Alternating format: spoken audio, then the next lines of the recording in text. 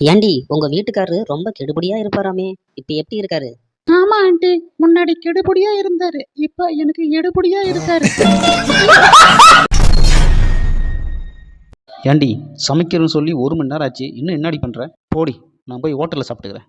என்னங்க, அப்படியே எனக்கும் சேர்த்து வாங்கிட்டு வந்துருங்க. அப்ப இவ்வளவு நேரம் என்னடி பண்ண? எனக்கு தெரியுங்க, நீங்க கோவப்பட்டு ஹோட்டலுக்கு போவீங்கன்னு சொல்லிட்டு அதுதான் சுடுதண்ணி வச்சேன். Madam, one last question. நீங்க ஏன் இன்னும் கல்யாணம் பண்ணிக்காம இருக்கீங்க? என்ன இப்படியெல்லாம் சில்லி கொஸ்டின்லாம் கேட்குறீங்க? கல்யாணம் மேலாம் எனக்கு நம்பிக்கை இல்லை சார். நானும் எங்க ஆயா எங்க அம்மா மாதிரியே கல்யாணம் பண்ணிக்காம இருக்கலாம்னு முடிவு. என்னண்ணே சோகமா இருக்கிறீங்க போல இருக்கு. ஆமாம்பா, 3 மாசமா என் பொண்டாட்டி என்கிட்ட பேச மாட்டேன்னு சொல்லிட்டா.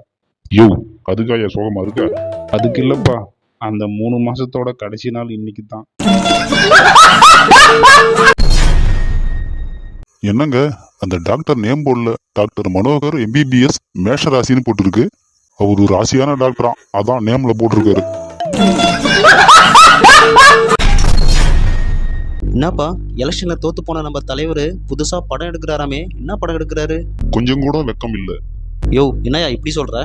யோ, அதான் என் படத்தோட பேரு.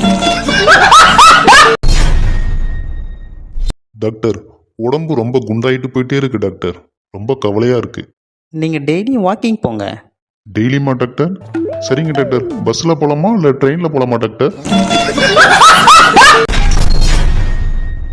என்ன சிஸ்டர், ஸ்பெஷல் வார்டுன்னு சொன்னீங்க, கொசுவெல்லாம் கிடைக்குது. யோ, ஸ்பெஷல் வார்டுன்னு உனக்கு தெரியும் எனக்கு தெரியும், கொசுக்கு தெரியுமையா? ஏன்பா, ஏன் நம்ம தலைவர் எல்லாரும் கையை பார்த்தே பேசிட்டு இருக்காரு? போன வாரம் மீட்டிங்ல முட்டையாத அடிச்சிட்டாங்களாம், அதான் யார் கையிலாவது முட்டை இருக்கான்னு பார்த்துட்டே பேசிட்டு இருக்காரு. ஐயோ கடவுளே, எனக்கு அடுத்த பிறவியே வேண்டாம் கடவுளே. ஏண்டி, இத போன பிறவிலே வேண்டிக்கினா என்னடி?